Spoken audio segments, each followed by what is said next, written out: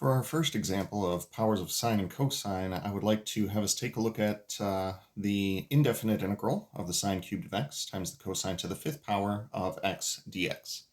Now, according to our previous video, we are supposed to look for a power of the sine or the cosine that is odd. You'll notice in this case that both of them are odd. So we're actually going to do this two different ways. First observation we're going to make is that the power of the sine is odd.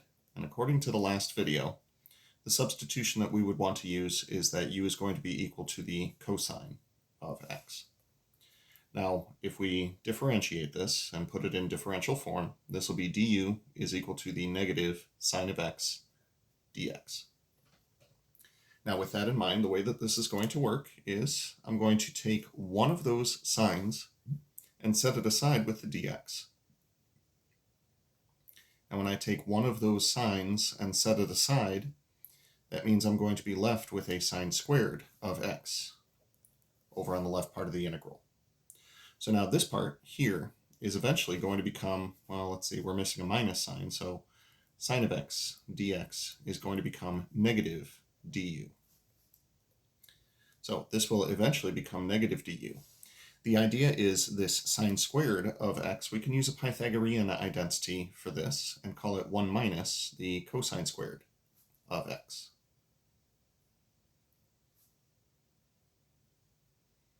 So I haven't actually made my substitution yet, but I'm about to at the next step.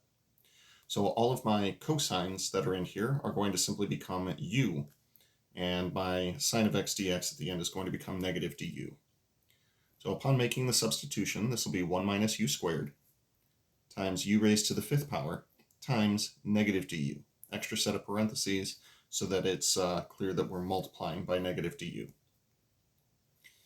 Then we can take that negative, place it outside the integral, since it is a constant multiple, and distribute the u to the fifth power through the other two terms. We'll call this u to the fifth power minus u to the seventh power du. In this form, this is ready to be integrated using the power rule. And in addition to integrating, I'm also going to redistribute that negative back through. So u to the fifth power will become 1/6 u to the sixth power, and we'll distribute that negative. The u to the seventh power will become 1/8 of u raised to the eighth power. Normally we would see negative, but we're going to distribute that negative back through and call this plus. And because the integral is done, we can tag on a plus c. And then we substitute back. We'll call this negative 1/6 times, u was cosine of x, so this will be cosine to the sixth power of x, plus 1/8 of cosine to the eighth power of x, plus a constant. That is a 100% valid final answer for this integral. However, it's not the only way to do this one, so let's talk about the other way that we could do this.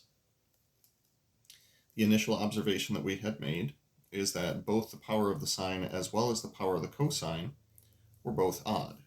This time, let's make the observation that the power of the cosine is odd. Once again, according to our previous video, we said that that means that we can do a substitution on the sine. So u is equal to the sine of x. Differentiating this gives du is equal to the cosine of x times dx. So what we're going to do is we have 5 factors of the cosine. We're going to set one of them aside. We'll split this up into cosine to the fourth power of x times the cosine of x times dx. That way we can take the cosine of x and dx and turn it into a du later on. Now the algebra that goes into what we're about to do here is that a fourth power of the cosine is the same as saying the cosine squared of x raised to the second power. The reason that I'm doing this is because we're going to be using another Pythagorean identity on the cosine squared of x. So this will be sine cubed of x times 1 minus the sine squared of x, quantity squared, times the cosine of x times dx. Now at this point, we're ready to make our substitution. So let's go ahead and do so. The substitution is that any sine of x will become a u. So this will be u cubed times, this will be 1 minus u squared, quantity squared, and then the cosine of x times dx, that'll become du.